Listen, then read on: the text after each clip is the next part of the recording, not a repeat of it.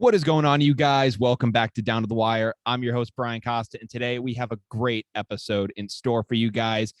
As you know, on Down to the Wire, I like to, do a multitude of things. I like to cover, all the things happening in major professional sports, but I also like to interview athletes from all different professions and all different sports.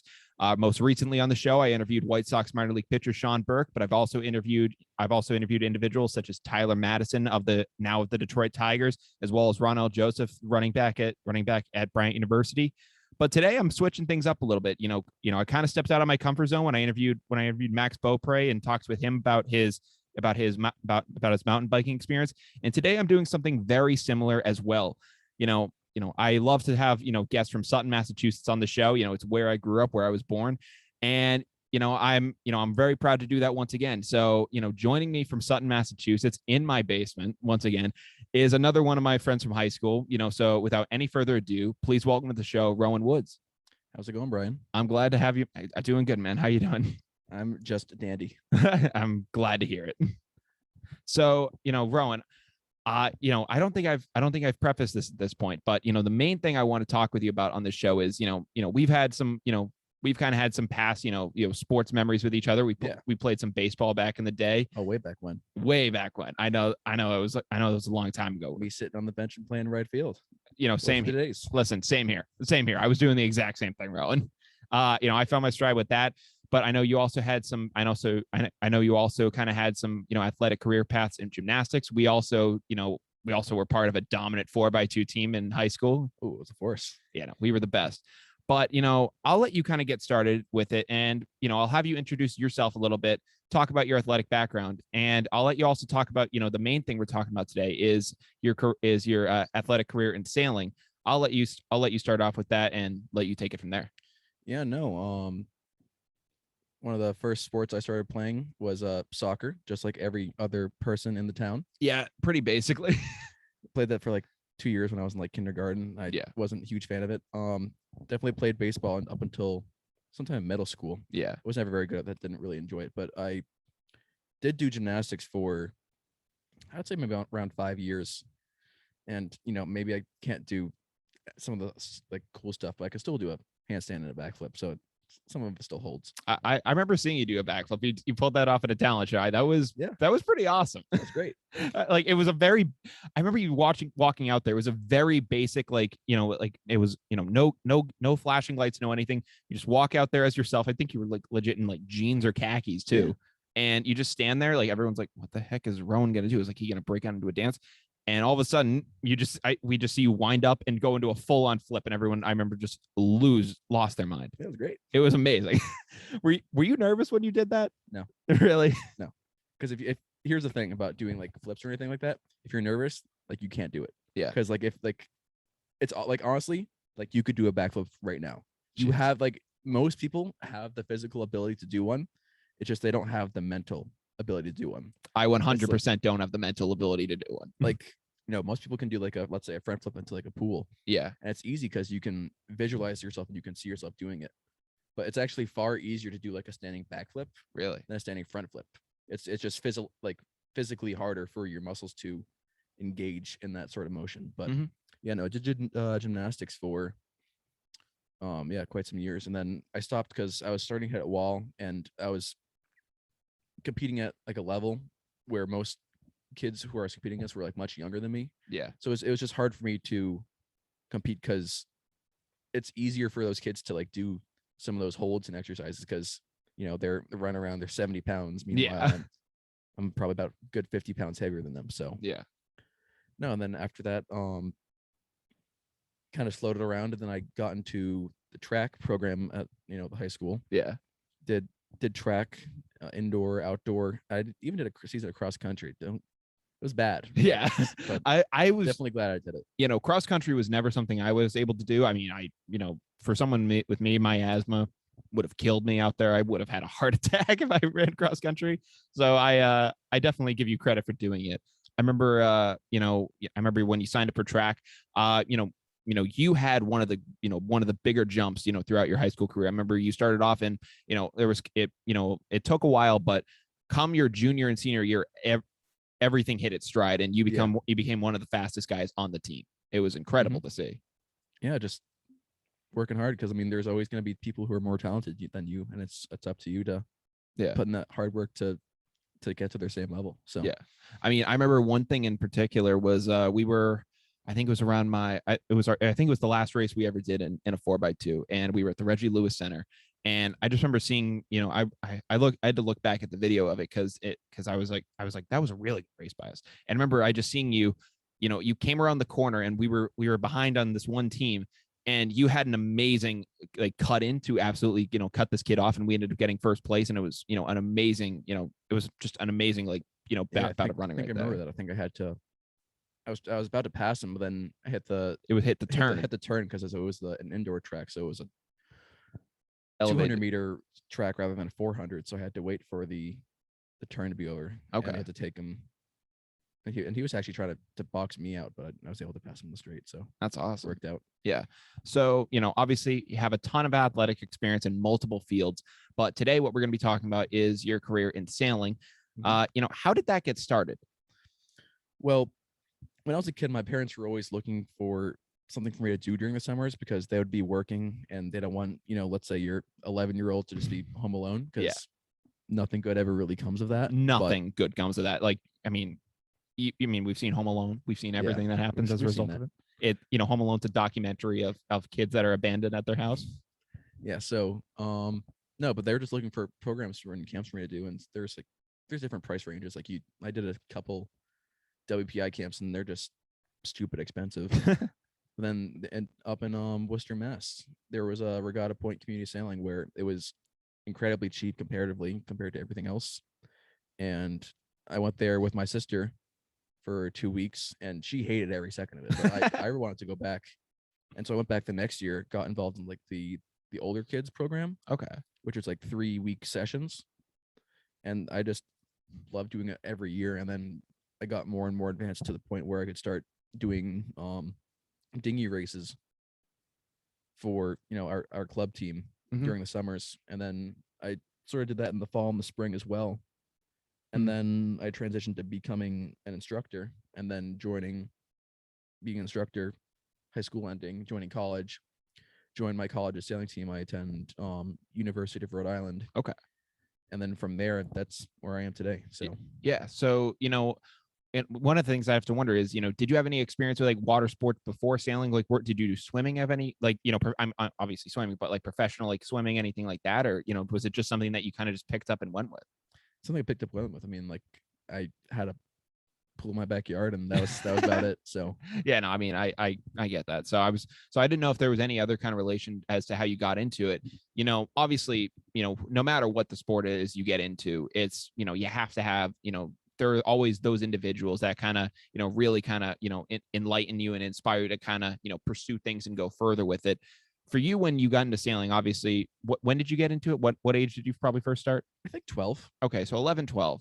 So, at that point, you're meeting probably some younger instructors and, getting into it at that point, throughout your, sailing career, it's, I'll go, all throughout it now. Are there any kind of, individuals who you kind of look back on and, even possibly have now and say, they've been really big influences in my career? I definitely mean, like when I first started, it was just, you just being a kid and having fun and messing around with your friends on a boat. But then once I got into my sort of racing thing, I had an instructor, and he was pretty helpful. But then there's actually another guy who I did an internship with in high school. His name is Kringle. Okay. This man does everything, but really? he really taught us a lot for racing. And also showed me, like, because I was into racing, but some of my friends weren't. And so it was always like interesting seeing, who connects with what and what sticks with who. Yeah. I mean, I remember you kind of, I think we were at lunch one day, and I remember you talking to us about, there was this big race going down. I forget exactly where it was, but you were talking to us about it. You're talking to us about it, and I guess it's this really big race. Would you possibly, have any idea of what I'm talking about here? Or? That was probably the Junior Olympics. I think that was in Duxbury. Really? Yeah. That's awesome. Yeah. I mean, did pretty bad, but I have to place sort of the blame on my instructor, because there's like a third sail you can use for downwind legs, and we Okay. honestly hadn't been taught to use that, and we were competing Yeah. against everyone else who had it. So I remember you mentioned that, and then I think there was also like this big professional race that was happening from like it was like from one kind of coast to another. I forget exactly what it was, but you had mentioned to me at the time, and it was like this really big race that was going on. I unfortunately don't remember the name. It just kind of Yeah, I think that must have been the Volvo Ocean Race. Yes, that was it. Yeah, I remember you mentioned that to me. It's changed its name to just the Ocean Race now. Okay. But yeah, the Volvo Ocean Race, or the Ocean Race, whichever one you want to call it. Yeah. That's one of the most famous sailing races in the world. Okay.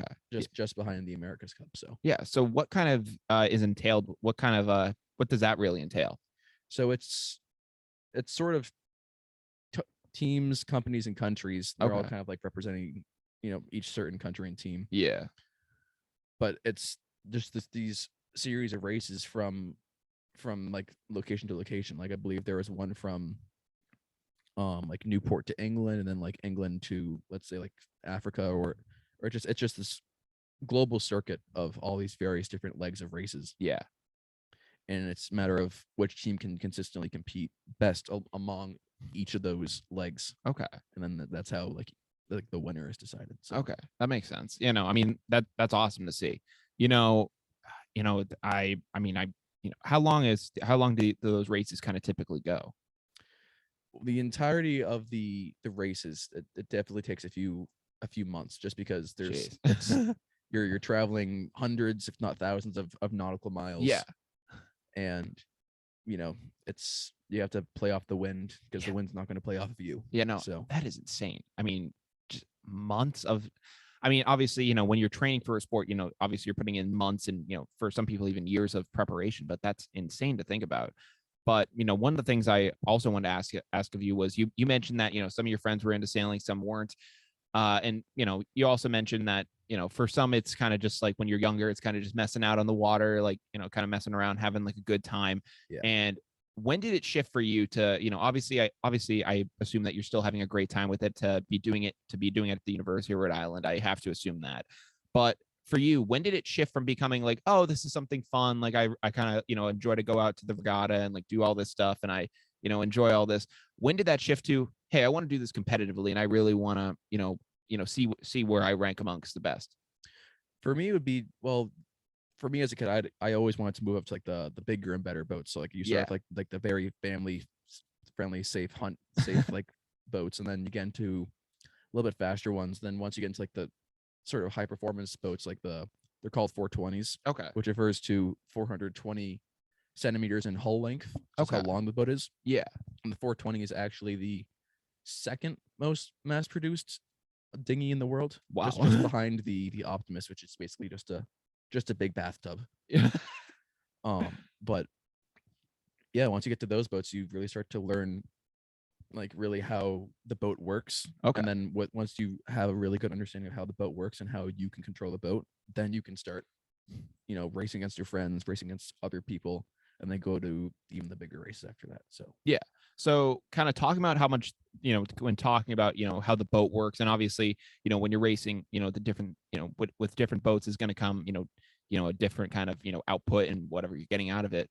But when you're racing, how much of it would you say is, the quality of the boat that you have? And, like, you could have like the nicest boat ever, but how much of it is based on the skill of, the sailors and the people actually doing it? Like, I remember when I interviewed Max Beaupre, who was, a fellow classmate of ours, he was talking to me about his experience with mountain biking. And I think he said that it's 80% skill and 20% equipment. And I guess that's like his I guess in mountain biking, that's kind of their golden, like equation of saying like, hey, 80% of you, it's got to be, you got to be in it, and it's because you're the one driving the thing. But 20%, if you just have some, random old, like, toy thing, then it's not going to really work. How much of it would you probably say is, relegated to, the equipment versus, the I'd say like 5%. Really? It's really, as long as you have lines in your boat that run, and you have sails that aren't ripped, and your boat is in one piece, you're, at least for the regattas that I raced in, which are one design regattas, meaning that every boat is more or less basically the same, minus like, let's say, the lines you use or the types of sails that you use. Yeah. But even so, they have to be approved. Like my friends were at the race with me, and on day 2 of the race, because it was a 2-day race, they were getting called out for because we had bought a brand new sail, but wasn't actually Club 420 approved, so we had to switch back to an older one because it was technically an illegal sail. Oh, geez. And so I mean, and it's one design by and large is tend to be preferred in my experience, just because it's a much more fair playing field. Yeah. I mean, but once you get to some other types of boats, like I've the guy Kringle that I mentioned earlier, he has a boat called the International 14. Okay. Which the entire thing with sails on it, the entire thing rigged, everything on it weighs 120 pounds. This thing is made of entirely of carbon fiber. Jesus. Things a flying. It's barely a sailboat. That's crazy. And with that is that they have a box rule, so meaning that the sailboat has to fit within a certain dimensions of like an imaginary box. So like certain, this is how long it can be, this is how tall it can be. Yeah. But you can do whatever you want to the boat within that box. Yeah. So then it becomes kind of like a builder's race. And then with the America's Cup, like the biggest sailing competition in the world, many people are a little frustrated with it because it's become kind of like a builder's race, if you will. Okay. Where teams just experiment with how can we make our boat the best. Yeah. And that works out one way or another. Mm-hmm. But I mean, for me, in my experience of racing, it's the majority of it comes down to skill level, where it's how you handle the boat and how you can compete and play off of other people. So yeah, and talk and kind of going off skill level, what is the commitment like when you're training for something like this, like to get to your type of a skill level, and even to other people above you and even certain individuals like that. I'll go with you for this, but what is the type of commitment that you've had to put in to get to the level you're at? I mean, as a kid, for me, it was just going to a summer camp and then maybe going down once or twice a week into like the fall, and then just kind of doing it there. And then once you get to a more competitive or like collegiate level, then that's going to be multiple times per week of like, normal sports practice. Yeah. But it's mainly just experience. And then even if you're not racing, you want to be trying to be, learning as much as you can. So yeah, when you ended up going to URI, was being a part of the sailing team something that was a part of your mind, or was it something that or were you kind of there in it and you saw it as and you saw the opening and you were like, oh, this is perfect for me, I should go into it? Like, was this something that you knew you were going to do when you went to the University of Rhode Island? It was definitely something I wanted to do. Yeah. So I didn't join first thing. I waited a semester because I was like, oh, school's getting in the way. I don't want to be afraid of school. Yeah. My first semester was incredibly easy. Really? Yeah, it was pretty easy. But I definitely should have joined, because I joined then in the spring semester my freshman year. But then COVID happened. Yeah. So I think I went to about like 4 or 5 practices, and then everything got shut down. Everything got shut down. How did COVID impact you guys? I mean, obviously things got shut down. Like, as as a student and also as a member, us as an athlete, how did you kind of find out about when everything got shut down? What was your experience like with that? Well, I mean, getting sent home and doing online school, nothing really happened. But yeah, this past year, what we did in the fall, since we couldn't have any schools travel to us and we couldn't go to any other schools to compete, we just ran a series of weekend in-house regattas where people on the team would be competing against each other. Okay. And like they'd have like, scoring ranks, and then just try to play off of like, find a good partner. Yeah. And then try to sell your best. Yeah. So it's almost kind of like like an NFL training camp, or maybe not a training camp because you guys are competing in the end, but so you guys are getting that live action. That's actually really cool. What was it like having to compete against your teammates? Was it kind of a friendly competition, or was it or did things kind of get heated? There's always going to be some people protesting, other people thinking, you foul me, I'm gonna have to hit you with the rule 17, bro. What does that even mean?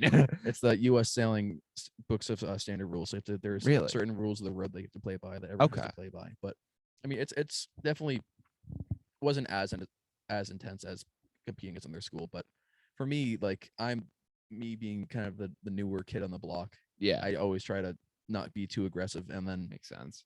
There's so many, at least on my team, there are so many just incredibly just talented sailors. Like I make no claims to be the best. I'm absolutely not the best. Yeah, that's awesome. And like my guy on my team who was the captain this year before he graduated, he was, like, remember the Optimist, the most produced boat in the dinghy in the world. Yeah. He was the national champion when he was a kid.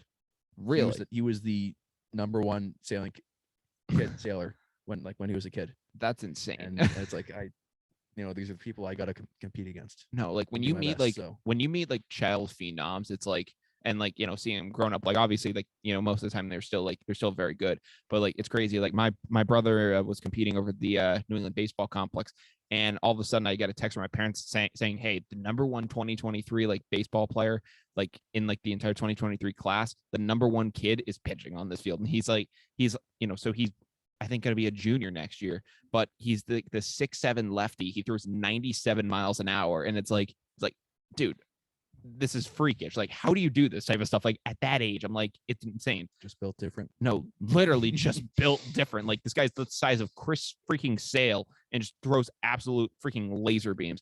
And I mean, back to when I was in high school, I went to a throwers pentathlon when I was in my junior year of high school, and yeah, me being pretty skinny, I was like, oh well, I'm not gonna do very well in throwing, but I can do well in sprints, and I can try to place well.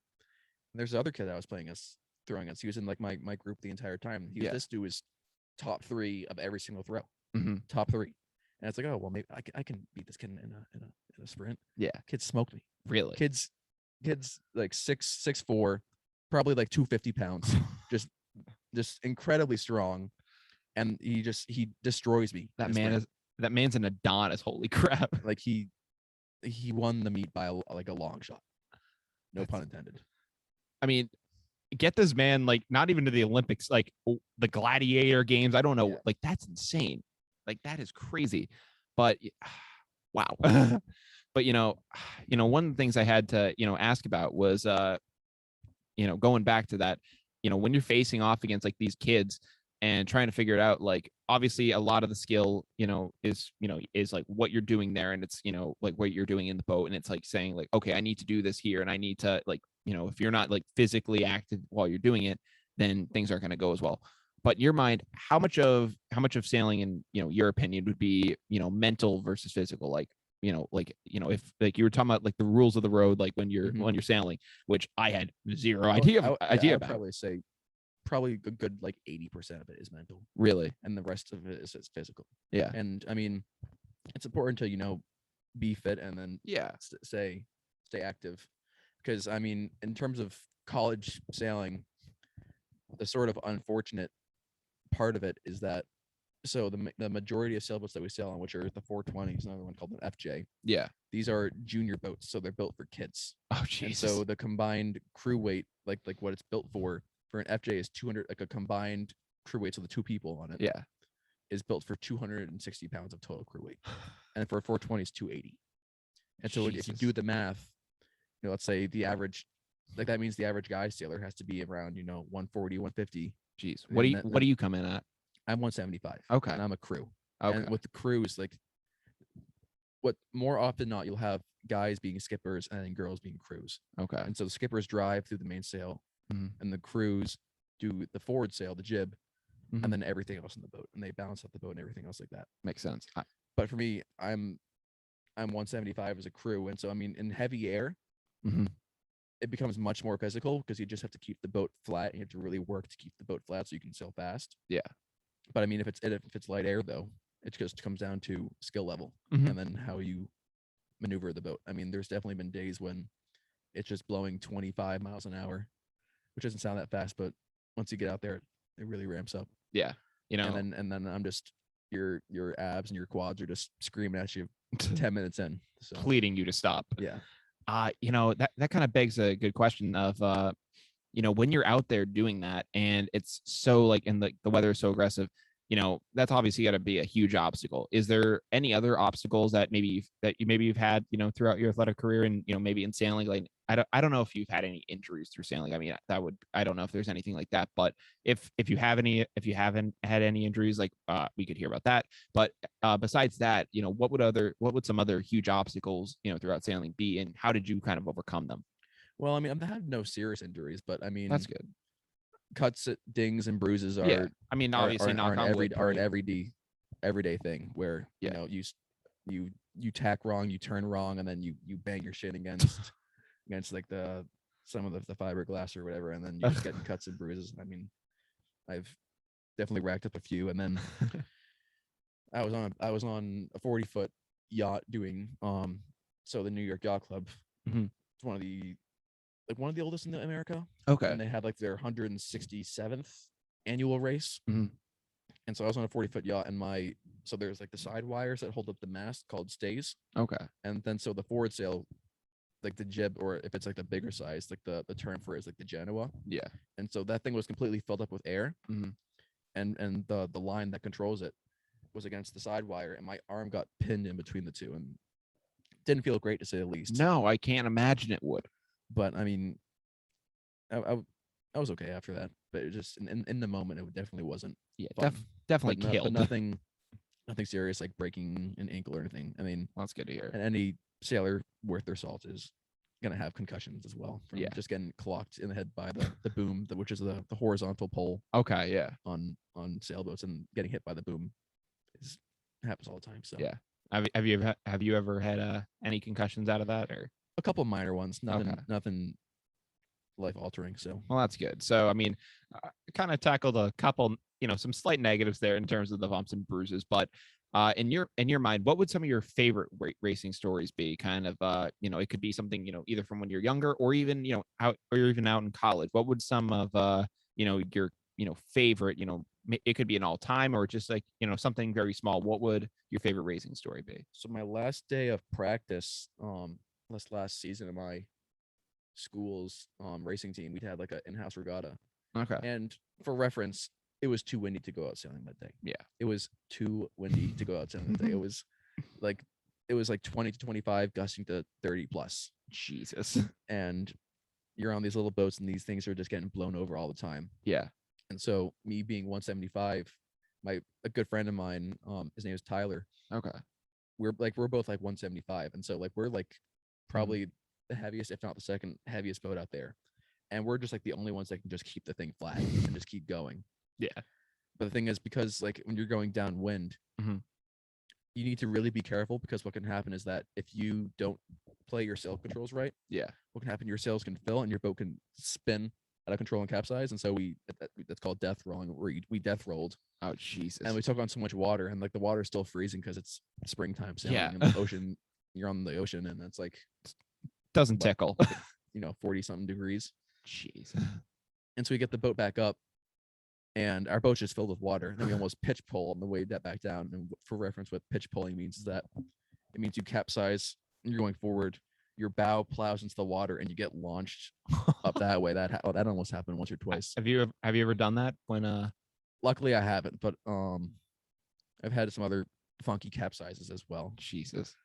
And then in that regatta we did, like, I think we got like third or fourth. And if we hadn't like, that was my mistake in the capsize, because I'm responsible for changing the sail controls, and I should have changed that. But if not, then we would have gotten second place, like easy peasy at that race. The only person that beat us was being someone on my team who is in a very, like, maybe one of the most famous sailing families in the world. Really? The Reed family in Newport. Really? So that's crazy. Yeah, and she was also the other captain of our team, and she was just a phenomenal sailor. So that's awesome. Wow. That's crazy that you're able to sail with someone like that, and able to be on a team with someone like that. Kind of going forward with this, you had mentioned me before we started the interview that you're working with some younger kids now.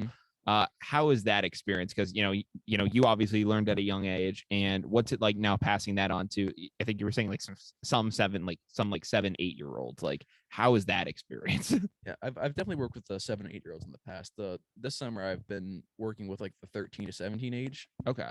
And that's comes with its own pros and cons. But I mean, you really see the kids who just want to go there and mess around and just kind of want to goof off. And you get the other kids that want to actively learn. And with COVID, like we have a reduced like camp size this year. Okay. We normally have like 30 to 40 kids. Yeah. And you just kind of like have like a counselor or like a teacher for like each sort of respective groups, like sailing abilities. Like the all the beginners, they just want to mess around and just you're teaching the very basic stuff, like, oh, hey guys, this is How you this is turn. how you turn. And then meanwhile, with like the super advanced kids, like, okay guys, this is how you win a race. Yeah. And then all stuff like this. But with this year, it's very much, the lines are very blurred, and so you're just juggling all these groups of kids. Like, meanwhile, you're trying to get this kid to turn, have like the best turns possible. Meanwhile, you gotta tell the other goof off in the back, it's like, hey, sit correctly, you're gonna get clocked in the head. Yeah. Like you're trying to just keep them from not dying. Yeah, no, I mean, as a camp counselor this summer for a couple weeks up at Sutton High School, telling kids, hey, do this right or you may get hurt is something I've had to reiterate a couple times, especially in a couple games. Sometimes they listen, a lot of times they don't. Yeah. But that's good that you are kind of helping teach like the next generation in this area. That's awesome to see. Kind of looking at some of the things a couple more of the things I wanted to ask you. In terms of sailing, obviously you're doing this collegiately, competing against other schools. What would be some goals that you have for yourself in racing and going forward? Well, this sounds kind of counterintuitive, but I want to get out of dinghy sailing. Really? Like the only like real bit of racing that I've done is in dinghies, and Okay. I kind of just want to get out of it because, yeah, as I said earlier, like the boats that we sail on are built for 260 to 280 pounds. Yeah, built for children. And so me being with someone else, where it's just a heavy boat. Yeah. And you really need the wind to be ripping. Yeah. And you're gonna be tired at the end of the day in order just to stay competitive. And so I want to move to like sort of like the bigger boats. I've been doing a program in Newport. Okay. Where we sail CNC 31 design classes, where it's Okay. like a 30-foot, a super racing yacht. Okay. And I've been doing that, and that's an absolute blast. And Yeah. I want to move towards some of the bigger boats. Like the only kind of other big collegiate racing boat is the J70, which it's not 70 feet, but it's like a 4-person kind of middle-sized boat. And if there's a lot more plans to be doing that in the fall. So if I can move towards that, where weight isn't as much of a factor, and I can just kind of let how good I am at sailing shine rather than how much I weigh. Yeah. Yeah. I mean, that's good. That's good. That's good to hear. And I wish you the absolute best with that. Thank you. I hope you do succeed in that. The final question I have for you before we end up going is, this is a little bit tied to sailing, a little bit tied to real life. Obviously, I've said this to more athletes where, injuries and other things like that kind of rack up. I don't know exactly, what the wear and tear is on people who do sailing. I mean, you could probably speak better to that as to what that involves. Sorry, say again. Is the wear and tear on people who do racing and stuff like that, in sailing, is it as like, are you able to do it at like later ages than in like other sports? Oh, yeah. Yeah. So like sailing's a thing you can, let's take track and field. Like, you're only going to be fast if you're, let's say, under, like in the 20, 25, maybe prime career. Yeah, in your physical prime. But with sailing, it's just because so much of it is just mental rather than physical. I'm sailing with guys who are absolute pros. They get paid to sail, and then like they're in their 40s. Okay. And I've been doing like the sort of big boat sailing for only a couple months, and they've been doing it for 20, 30 years. Wow. And so they have just so much more knowledge of sailing than I do. And I've that 40-foot boat, the guys of that boat are just the nicest people, and then they're in like their 60s. Okay. Wow. That's awesome. And so they're getting out there, still going to races, having fun, trying their best. 100%. I mean, all the respect to. I mean, I have a golf instructor who I believe is 75 at this point, and he just absolutely nails the crap out of a ball. And I'm just like, the fact that some of these guys can do what they do at their age is absolutely incredible. And but the final thing I wanted to ask is, obviously, the wear and tear may not be, such a big deal for like maybe on a football player or on like, certain guys like that. But, at the end of the day, like, when not, doing sailing and whatnot, what is something that you hope to, do, later on in your life? Obviously, maybe a dream job of yours, something like that. What do you hope to do when you're done with school and everything like that kind of wraps up? Well, I'm in school. I'm entering my junior year for electrical engineering. Okay.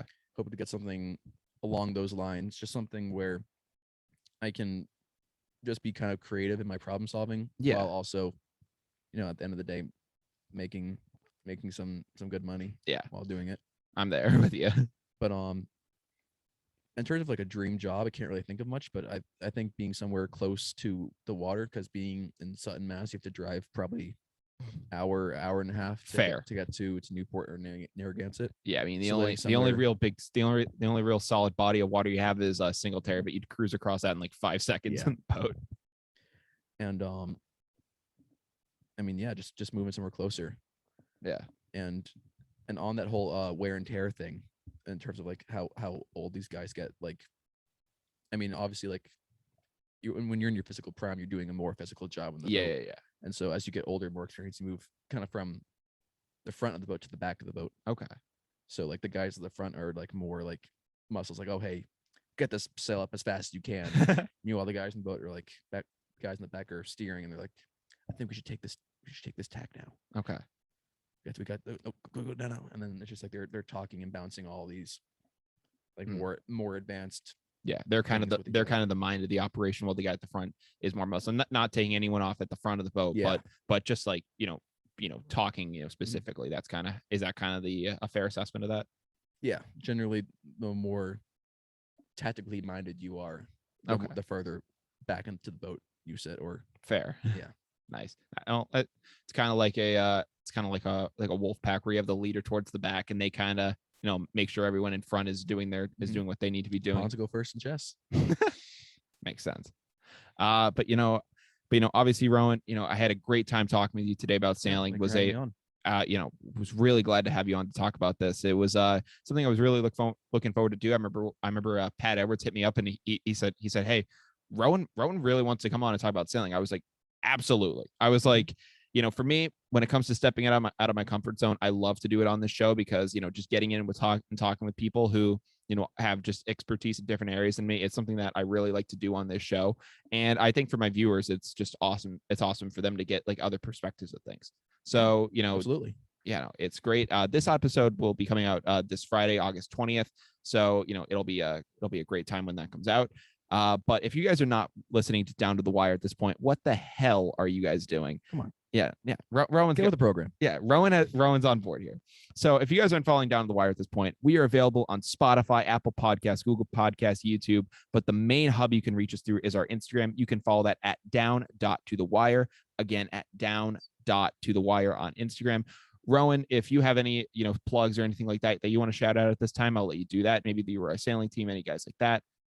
I mean, yeah, the URI Sailing Team, you can maybe see a couple pictures of what we're doing down there. Gamecock Sailing. Mm-hmm. He's the guy who's putting on that big program down in Newport that I was mentioning earlier. Okay. Amazing guy, super nice guy.